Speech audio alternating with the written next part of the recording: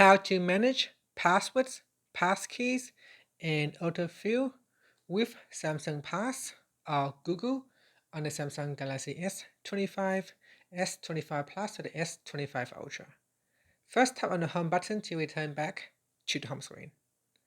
Now from the home screen, swipe down at the top to open up Quick Settings. In here, tap on the settings icon. Next, we then scroll down and tap on security and privacy. After that, scroll down and tap on more security settings.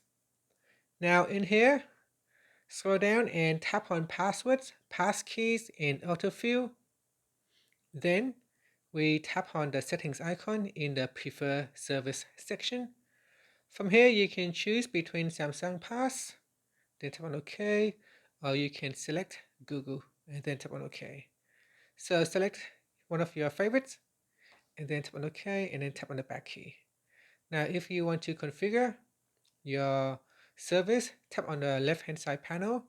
In here, simply tap on use the account password and then sign into your Samsung account or Google account. Okay, and that's it. If you find this video helpful, please like and subscribe to my channel for more videos.